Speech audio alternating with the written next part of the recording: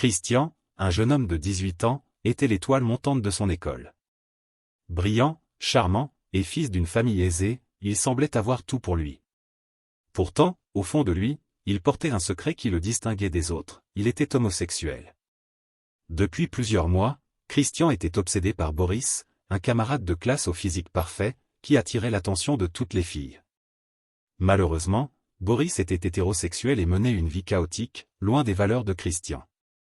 Dès leur première rencontre, Christian était tombé sous le charme de Boris. Pour se rapprocher de lui, il avait commencé à lui offrir des cadeaux coûteux, montres de luxe, chaussures de marque, et l'invitait souvent chez lui. Christian espérait secrètement qu'à force de générosité, Boris finirait par répondre à ses sentiments. Boris, bien qu'indifférent à ses avances, acceptait volontiers les cadeaux et profitait de l'hospitalité de Christian, prétextant une amitié sincère.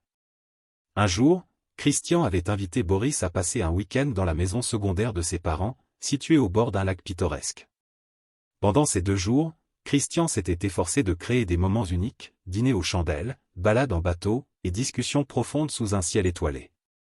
Bien que Boris ait été cordial, ses réponses restaient superficielles, ce qui laissait Christian dans un état d'espoir mêlé à de l'incertitude. Dans l'ombre, un autre camarade de Christian, Donald, observait la situation avec tristesse. Donald était lui aussi homosexuel, mais beaucoup moins populaire et brillant que Christian. Il avait souvent du mal à suivre le rythme scolaire et était la cible de moqueries. Pourtant, Donald était connu pour sa gentillesse et son altruisme. Un jour, Donald avait surpris Christian seul dans la bibliothèque, visiblement découragé après une dispute avec Boris. Saisissant l'occasion, il avait entamé une conversation avec lui. Peu à peu, Donald était devenu une épaule sur laquelle Christian pouvait s'appuyer. Malgré cela, Christian continuait à le voir uniquement comme un ami. Une après-midi, Donald invita Christian à venir chez lui pour un projet scolaire. Bien que réticent, Christian accepta. Donald lui montra alors son univers, une petite chambre remplie de livres, des dessins qu'il avait faits, et une vieille guitare qu'il jouait pour se détendre. Pour la première fois, Christian découvrit un côté authentique de Donald qui le toucha, bien qu'il n'en parle à personne. Avec le temps, la véritable nature de Boris avait commencé à se révéler.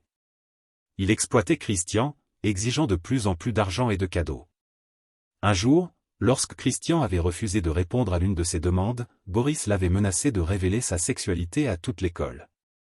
Terrifié à l'idée d'être exposé, Christian avait cédé, plongeant encore plus dans une relation toxique. Un soir, lors d'une fête, Boris avait publiquement humilié Christian en insinuant qu'il était épris de lui.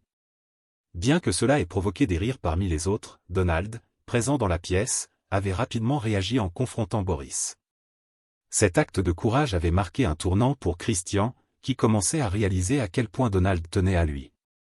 Un soir, Donald avait surpris Boris avec un groupe de jeunes délinquants, discutant d'un plan pour escroquer les membres de la communauté LGBTQ+ de leur école. Horrifié, Donald avait tenté d'avertir Christian, mais ce dernier, aveuglé par son amour pour Boris, avait refusé de le croire. Cette révélation marquait le début d'un long conflit entre Donald et Boris, chacun essayant d'influencer Christian.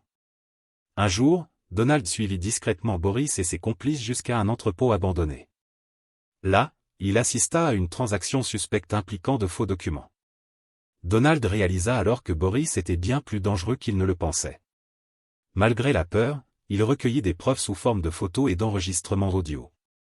Un jour, Boris avait poussé sa manipulation encore plus loin. Il avait exigé une somme d'argent importante pour soi-disant régler une dette. Christian, déjà à bout émotionnellement, avait tenté de résister. En réponse, Boris avait publié une photo de Christian, sous-entendant son orientation sexuelle, dans un groupe de discussion de l'école. Christian, humilié, s'était retrouvé isolé et vulnérable. Une nuit, alors qu'il errait seul dans les rues, Christian se retrouva dans un parc où Donald le trouva. Donald le convainquit de rentrer chez lui et de tout lui raconter. Ce moment marqua un début de confiance retrouvée entre les deux. Malgré tout, Donald était resté aux côtés de Christian, l'épaulant dans ses moments les plus sombres. Un jour, Donald avait pris l'initiative d'organiser une rencontre entre Christian et un groupe de soutien pour jeunes LGBTQ+. Cette rencontre avait permis à Christian de comprendre qu'il n'était pas seul et qu'il pouvait trouver de la force dans la communauté. Parallèlement, Donald avait réuni des preuves contre Boris et son gang, qu'il avait transmises à l'administration de l'école. Boris et ses complices avaient été expulsés, mettant fin à leur règne de terreur.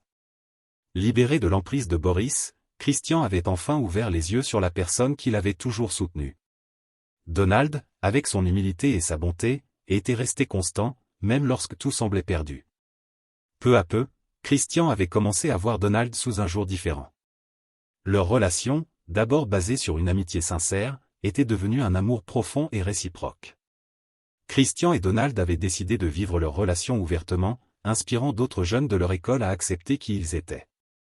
Cependant, leur amour, dans ses débuts, n'était pas au vu et au su de tout le monde.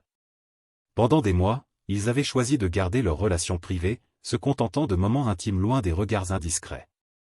Ils avaient trouvé refuge dans des lieux discrets, où ils pouvaient être eux-mêmes sans craindre le jugement ou la rumeur.